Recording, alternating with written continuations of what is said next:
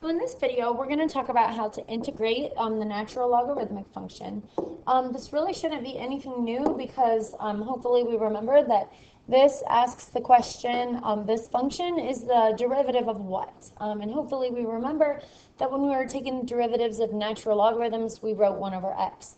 We will have to use u substitution if this is anything other than just x. And when we integrate with natural log, we do throw these absolute values in. And the reason is, remember, we're working backwards. So we don't really know what values we started with. If you can remember, the graph of ln looks like this.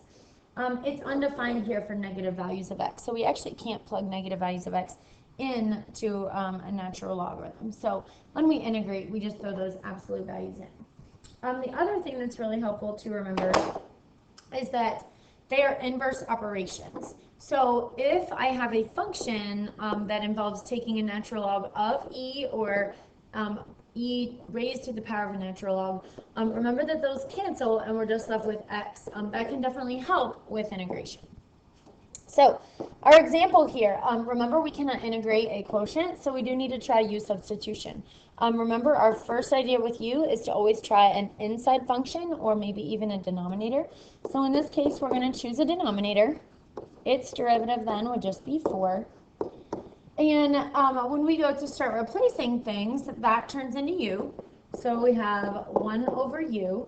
And we only need a 1 dx. And here we have a 4 dx. So we are going to divide by 4 so that we can turn this into 1/4 du.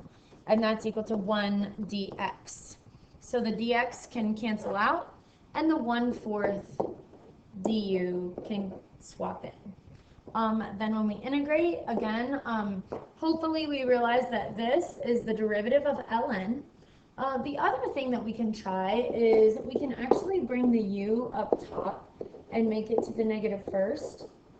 And hopefully we realize that this actually is not going to work. When we try the power rule, we get u to the power of 0. And then we take this coefficient and we divide by our new exponent. And since we can't divide by 0, the power rule doesn't work. And since it doesn't work, hopefully that reminds us that this is actually one of those special functions that has its own derivative, its own integral, and we actually don't need to use the power rule. So if we realize that this is ln, again, our coefficient drops down. This becomes, right here, this becomes ln of absolute value plus c because there are no bounds. And this would be our answer, except for the fact that there is a u in here, so we do have to go back and plug u in. So we get 1/4 ln absolute value of 4x minus 1 plus c. And we're just going to go through one more example. Again, you probably won't be able to tell just by looking at this that this is going to result in ln. So again, we make a choice for u, and here we're probably going to choose the denominator. Our derivative then is just going to be 2x dx. And you may or may not realize that you're going to have to change your bounds at this point, but I always start by plugging in u just to see what else I need to do. So that's going to swap out. U is going to go in the denominator. I still need a 2x dx, and here I only have an x dx. So there's a couple things actually here we could do, but I'm just going to go ahead and divide by 2 so that 1/2 du equals x dx.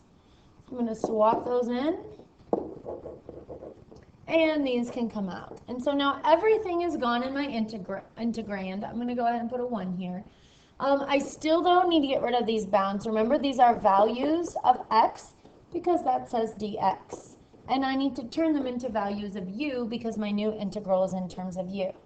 So I'm going to use this equation here because it takes values of x and turns them into u.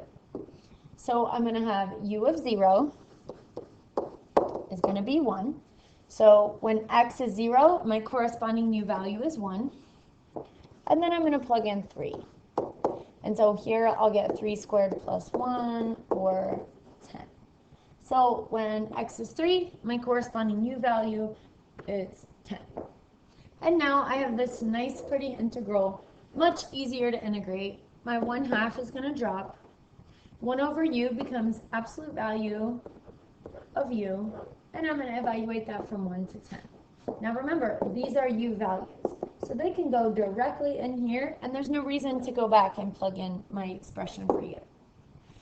So I'm going to drop down my coefficient, and this becomes natural log of 10 minus natural log of 1. You are going to be expected to simplify this on the AP test. You may have to simplify some others, but definitely natural log of 1 is 0. Again, that's because the graph looks like this. This is the ordered pair 1, 0. So when we plug in 1, we get 0. So we really have 1/2 natural log of 10. If you really want to keep going, or if this is multiple choice, remember coefficients can come out here as exponents. So this is really ln of 10 to the 1/2 power, or ln of radical 10.